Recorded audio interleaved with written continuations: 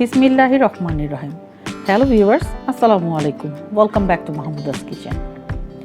আজকে আপনাদের সাথে শেয়ার করব ঈদ স্পেশাল পায়েসের রেসিপি, ছানার পায়েস। পায়েস তো অনেকভাবেই বানানো যায়, তবে আজকে একটু ভিন্ন রকমের পায়েসের রেসিপি করে দেখাবো। চলুন তাহলে পুরো প্রসেসটি দেখে নিই। চুলায় একটা প্যান বসিয়ে তাতে দিব 1.5 লিটার লিকুইড দুধ। এখানে গরুর দুধ ব্যবহার করেছি।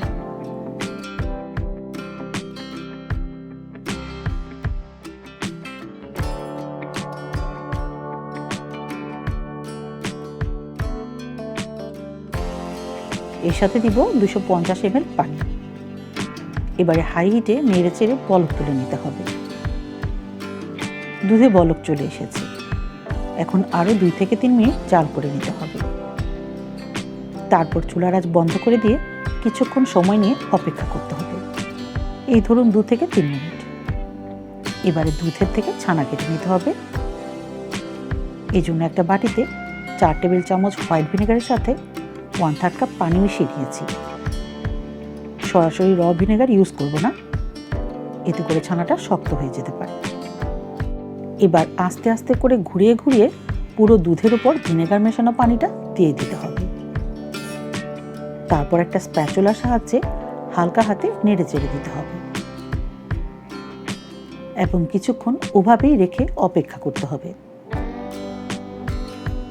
দেখুন, খুব সুন্দরভাবে ছানা এবং পানিটা আলাদা হয়ে গিয়েছে। এখন ছেঁকে নিতে হবে। এই জন্য একটা স্ট্রেনারের উপরে একটা পাতলা কাপড় বিছিয়ে দিয়েছি।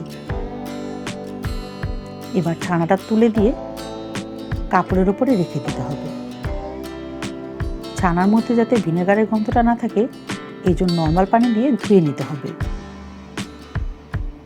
এবং বাড়তি পানিটা কাপড়টা দিয়ে চেপে নিংড়ে নিতে হবে। তারপর কাপড়ের উপরের অংশটা মুড়িয়ে নিয়ে 15 থেকে 20 মিনিট ওভাবেই রেখে দিতে হবে। চলুন এবার পায়েসটা তৈরি করে নিই। চুলায় অন্য একটা প্যান বসিয়ে তাতে দিব 1 লিটার লিকুইড দুধ। দুধটাকে অনবরত নেড়ে চেড়ে জাল করে নিতে হবে। দুধে বলক চলে এসেছে। এখন চুলার আঁচ মিডিয়ামে করে দিয়ে 4 থেকে 5 মিনিট জাল করে দুধটা কিছুটা ঘন করে নিতে হবে।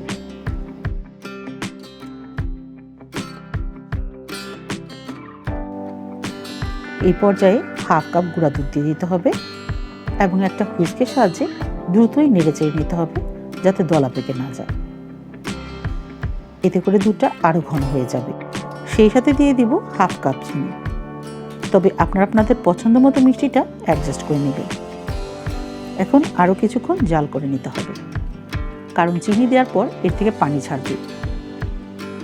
আরও প্রায় 3 থেকে 4 মিনিট জাল করে নেওয়ার পর এর মধ্যে দিয়ে দিব কিছুটা জাফরান। এতে করে এর মধ্যে খুব সুন্দর একটা অ্যারোমা আসবে, আবার এর কালারটাও খুবই সুন্দর হবে। এখন বানিয়ে রাখা ছানাটা হাত দিয়ে একটু ভেঙে নিতে হবে। তারপর দুধের মধ্যে ছানাটা দিয়ে দিতে হবে। সাথে দিব 1 চিমটি পরিমাণ লবণ। এতে করে পায়েসের মধ্যে পানসে ভাবটা থাকবে না। আপনারা কেউ যদি মিষ্টি খাবারে লবণ পছন্দ না করেন, সেক্ষেত্রে স্কিপ করে যাবেন। আরও প্রায় 3 থেকে 4 মিনিট জাল করে নেওয়ার পর এর মধ্যে একটা ক্রিমি টেক্সচার নিয়ে আসার জন্য দিয়ে দিব 2 টেবিল চামচ কনডেন্স মিল্ক, যার ফলে পায়েসটা আরও ঘন হয়ে যাবে।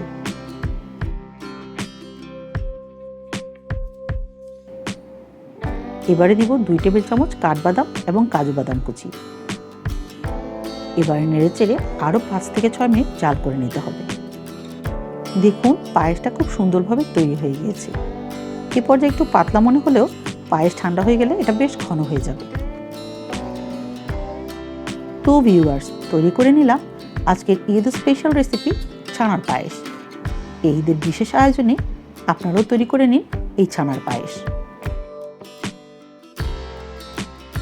নর্মালি আমরা যে পায়েস তৈরি করি, ছানার পায়েস তার থেকে একটু ভিন্ন ধরনের এবং এর স্বাদ এক কথায় অতুলনীয়।